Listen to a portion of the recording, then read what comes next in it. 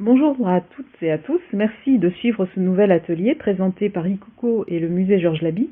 Aujourd'hui nous sommes le 5 mai et c'est la fête des enfants au Japon. Vous avez peut-être suivi la visite d'Agnès la semaine dernière sur les images d'enfants au musée Georges Laby. Dans ce cas, vous savez tout sur cette fête appelée Kodomo Noi. Ikuko va préparer le daifuku à la fraise. Traditionnellement, c'est le kashiwa mochi qui est préparé ce jour-là. Mais il est presque impossible de trouver l'ingrédient principal, la feuille de kashiwa, un chêne particulier dont la feuille ne se mange pas, mais parfume le gâteau. Bonjour. Bonjour Ikuko. Alors aujourd'hui, on va réaliser Ichigo Daifuku. Peut-être vous avez déjà entendu parler de mochi. Son vrai nom, c'est le Daifuku. Mochi, c'est d'autres choses. Et ensuite, on va préparer l'anko. Et on va préparer Ichigo Daifuku pour... C'est la saison de fraises. Donc, on y va. Alors, oui. donc, les ingrédients. Alors, pour préparer la pâte de anko, c'est le petit haricot rouge qui s'appelle azuki. Et quand on cuit le azuki, ça devient anko. C'est la pâte d'haricot rouge sucrée. Et ensuite, on va fabriquer Ichigo Daifuku. La pâte de Daifuku, on utilise farine de riz gluant. Voilà. On va commencer. Alors, la préparation de anko.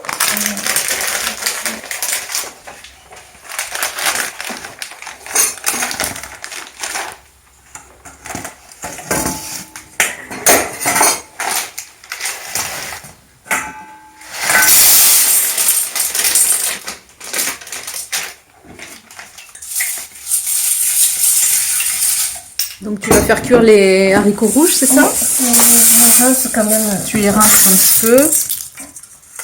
Ok.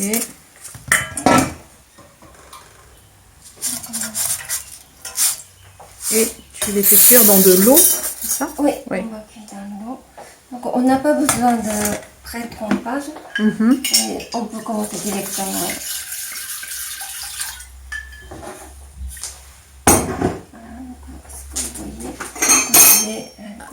D'accord, juste on un couvre. Juste voilà, d'accord.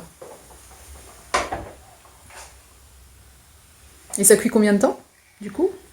Alors ça dépend des variétés. Alors sur cette marque, alors l'autre jour j'ai fait jusqu'à la finition, j'ai mis 4h30. 4h30? Waouh.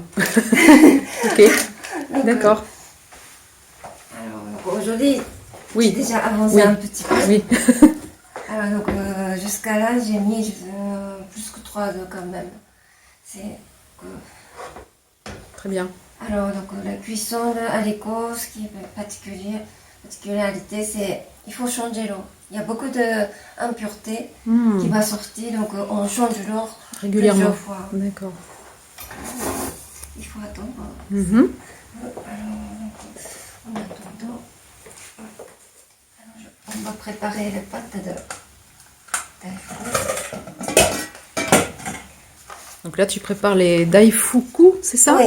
Avec la farine de riz gluant. Voilà. Ok, d'accord. Alors, donc, il existe farine de riz, tout court. D'accord. Et donc, à l'œil, au toucher, c'est exactement la même. Ouais. Mais après la cuisson, ça change la texture. D'accord. Donc, je fais à peu près pour 2 daifuku. Donc, à peu près 2 cuillères à soupe de farine. Et je mets à peu près la même quantité D'accord, de sucre. sucre. Donc en fait, ça c'est la même chose que pour les mochis. Oui. Voilà. Vous voyez, ça commence à... Oui. Là, tu changes l'eau, Oui. les haricots.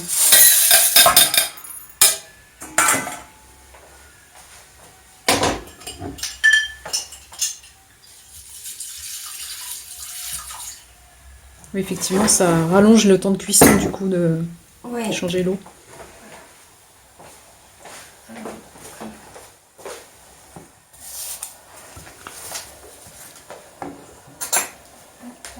Juste mélanger la farine.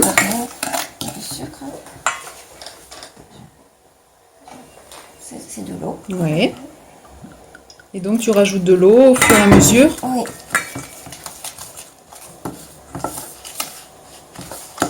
Jusqu'à obtenir une pâte. Alors, plus épais que la pâte à crêpes, mais plus légère que la pâte à pancake. D'accord.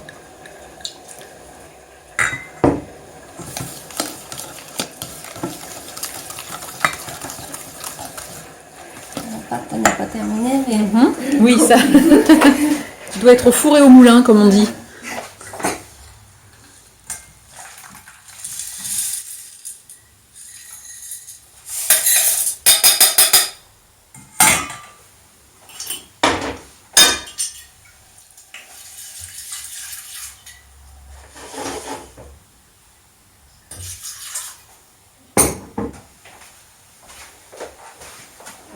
je continue la pâte.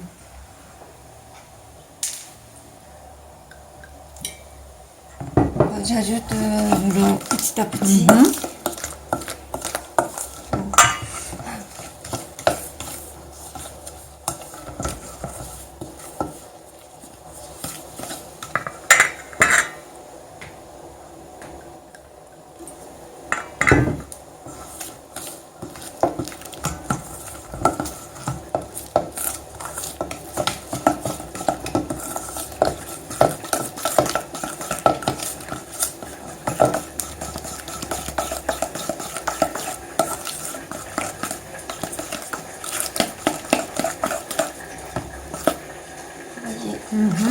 C'est des pâtes assez légères.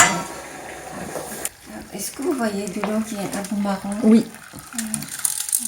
Je vois très bien, oui.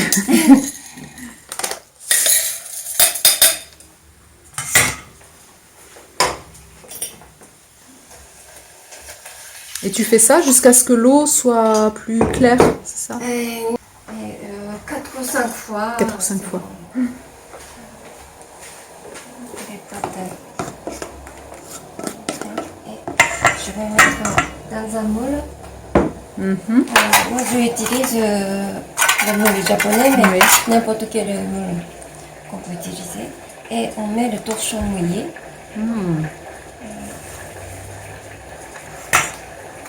Donc un torchon mouillé au fond du moule, d'accord. Je verse directement. D'accord.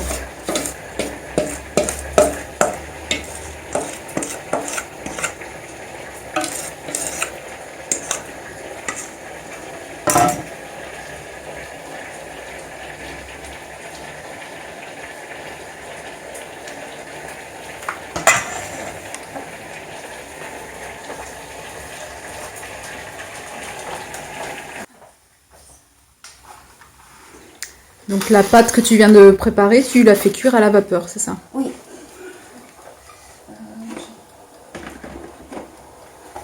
J'attends un petit peu pour Oui, que ça chauffe. bien sûr.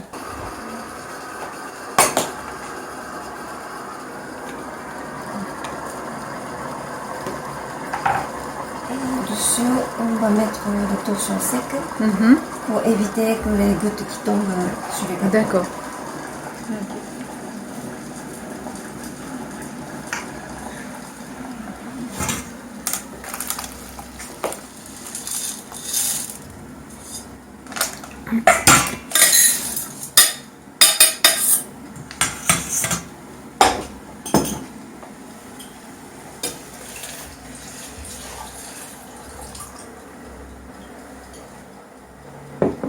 Donc maintenant, j'ai changé l'eau 4 fois et on va mijoter doucement.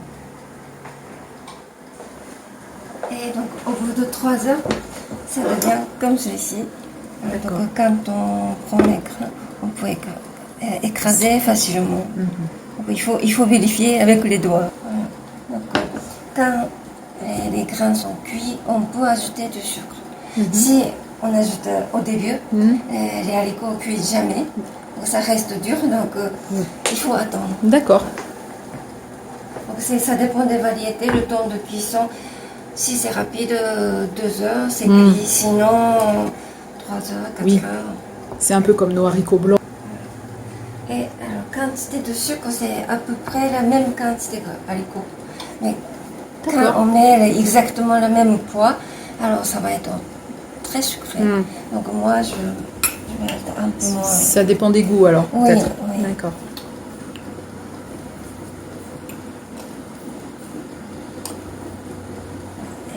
J'ai oublié du sel, on va chercher.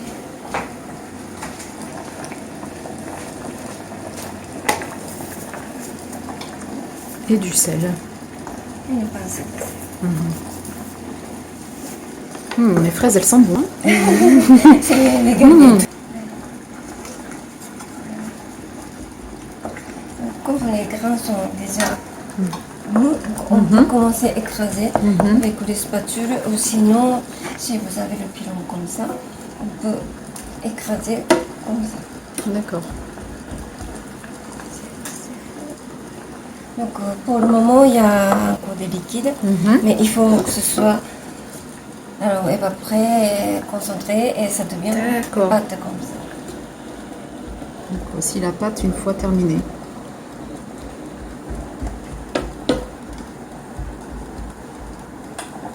Donc tu laisses chauffer le temps que l'eau s'évapore en fait. Oui, oui. D'accord. Il est à fond. Ah, ça doit être une opération assez longue finalement aussi. Long. Oui. D'accord. Très long. Oui, très long. Mais donc d'habitude je fais un paquet entier, donc 400 grammes d'haricots et ça fait pas mal de quantité encore. Ça se garde assez bien. Alors ça se garde au frigo 4 ou 5 jours sans problème. Et sinon on peut congeler. Ah oui. Oui. Aussi oui. Est-ce que ça s'achète tout prêt déjà? Alors il existe dans des magasins spécialisés. Je fais toujours moi-même.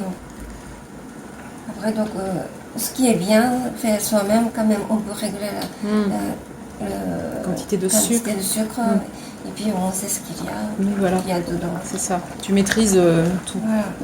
Après donc aujourd'hui j'ai fait avec le sucre blanche, mais on peut faire avec le sucre brun, bargeoise, qui donne beaucoup... un petit goût en plus.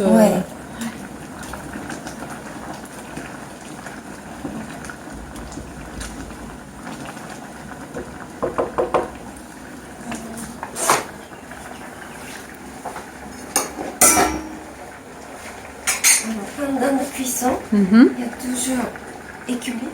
Ah oui. D'accord. Oui. Donc, tu enlèves l'écume. Oui. D'accord.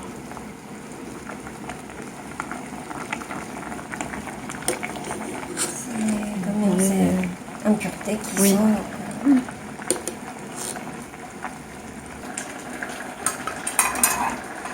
Donc, le temps de cuisson des pâtes, alors ça dépend des quantités. Aujourd'hui, je pense qu'un quart d'heure. Si vous faites un peu plus de quantité, ça peut être 20 minutes, une demi-heure. Donc, il est en train de cuire à la vapeur. Mais traditionnellement, c'est dans une casserole. Dans une casserole, on touille. D'accord. Pendant 3 quarts d'heure, 1 heure. D'accord. Et les pâtes sont faites. Mais c'est très long et c'est très fatigant pour les bras. Oui. Donc, moi, je Et préfère... puis c'est aussi bien. Voilà. D'accord.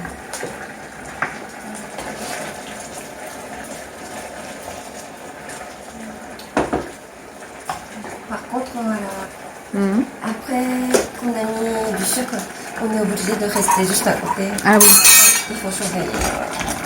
Oui.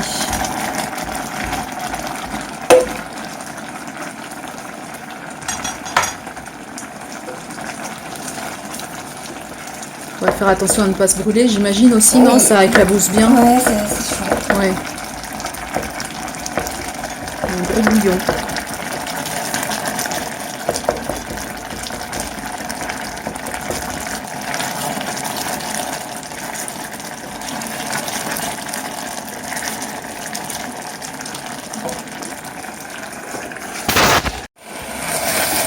Donc là, l'eau s'est bien évaporée. Mais il y a encore un peu de travail, non? Un petit peu de... Encore un petit peu, ouais.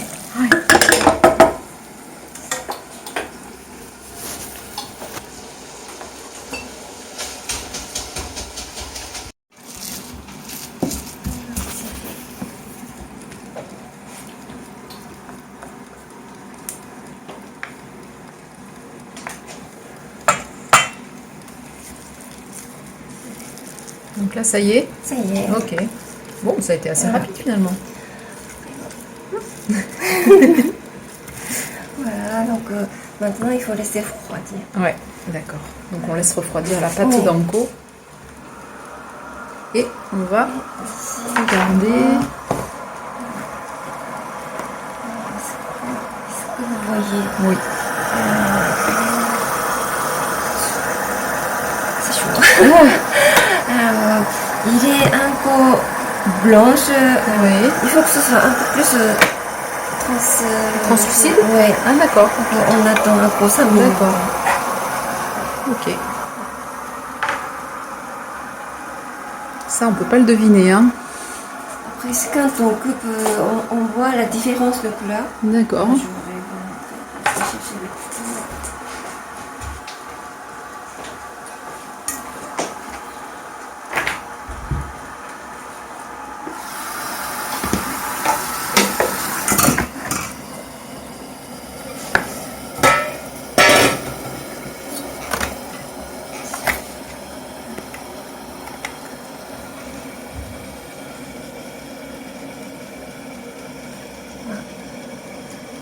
Alors, vous voyez la différence? En bas, il est plus blanche. Et exact. dessus, ils sont cuits. Mais au milieu, il n'est pas encore cuit. D'accord. Voilà, je Ce referme. soit un peu plus crème, couleur. Ouais. Donc, quand c'est blanche, c'est pas encore cuit. Voilà, c'est ça.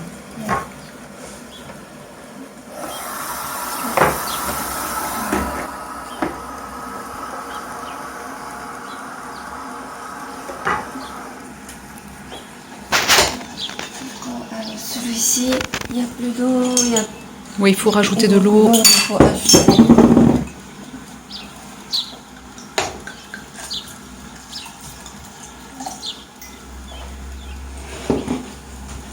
Celui-ci, c'est pas encore cuit.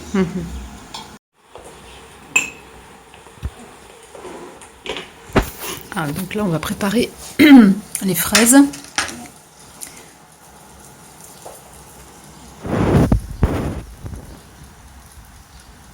D'accord. C'est pas assez, donc j'ajoute.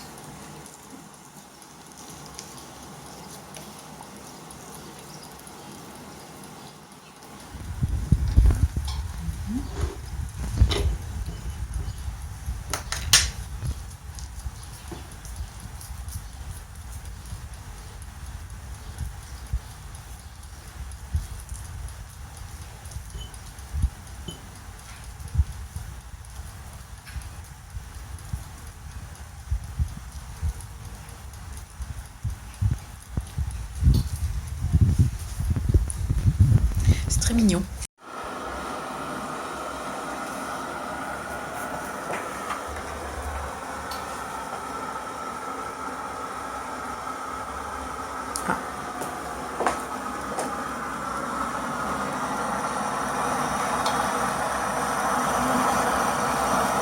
C'est bon.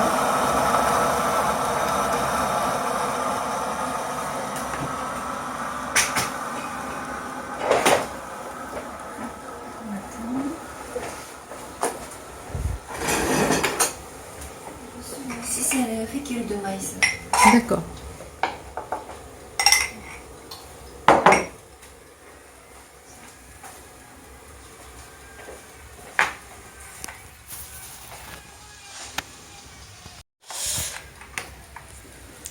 Voilà, donc j'ai étalé le fécule de maïs.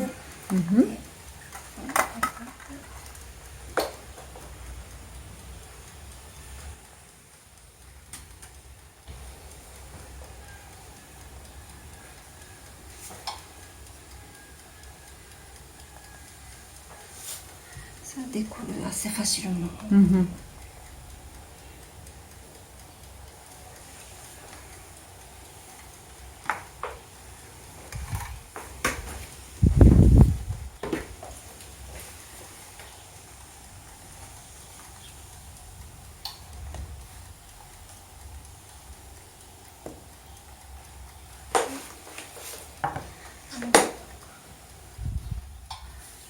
Pour travailler les pâtes de daifuku, il faut bien mettre les fécule de maïs. Oui, donc fécule de maïs Oui.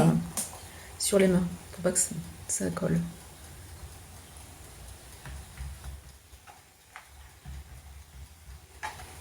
Et tu étales un petit peu la pâte, Oui. tu l'étires.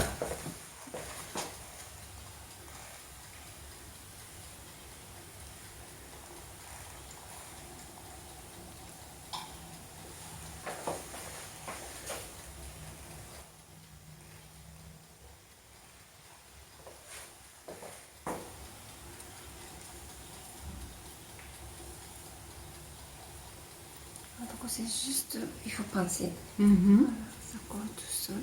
Même ça colle au doigt. Alors que je mets.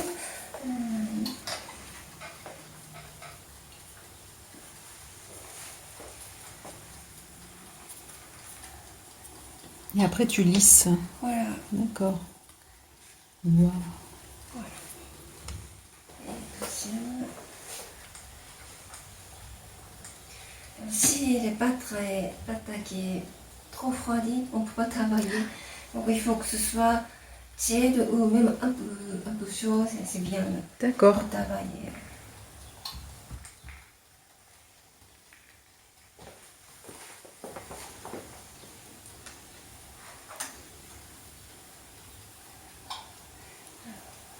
Un peu beaucoup de pâte.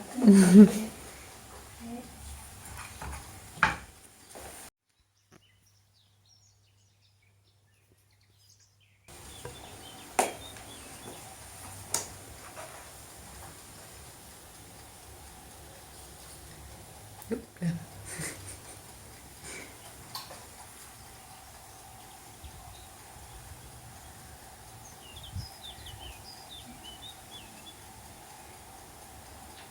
Sans superposer les pâtes, Mhm. c'est juste coller le... D'accord, bord à bord. Oui.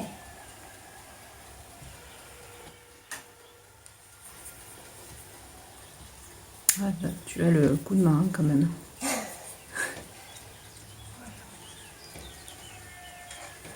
Celui-ci, vous voyez, on voit La fraise. Oui, donc celui-ci, j'ai la pâte qui est un peu plus épais. Alors normalement, il faut voir la fraise ou ne pas voir la moi, fraise? je préfère quand on voit... Quand la fraise a fleur Ouais, voilà. sous la pâte, Ouais. d'accord. Mais bon, ça change le goût finalement. Ça Hein. c'est juste esthétique. C'est esthétique.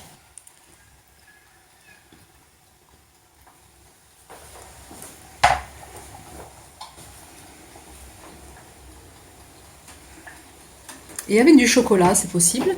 Il y a des pâtissiers japonais qui font avec du chocolat. Mais... Ouais. Ça doit être bon aussi. Moi, donc, au début, quand je suis arrivée ici, ça m'a manqué les pâtisseries japonaises. Eh oui. Donc, je me suis mis à faire ça moi-même. Mhm. Oui. Ça fait déjà 24 ans que je suis en France. Mm. Au début, c'est vraiment c'était difficile pour trouver les ingrédients pour faire la cuisine japonaise.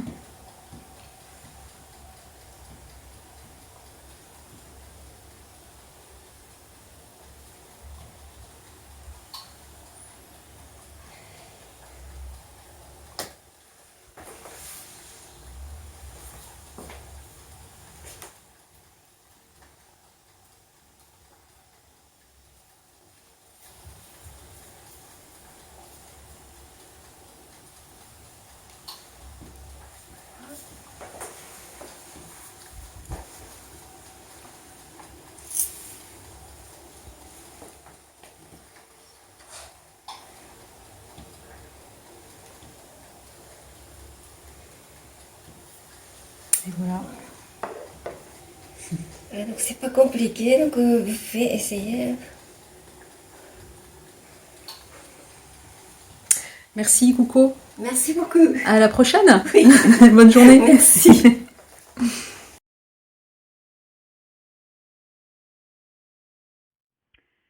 Bonjour à toutes. Bonjour la... Bonjour à toutes et à tous, merci d'être là. Bonjour Ikoko. あんこ、なんか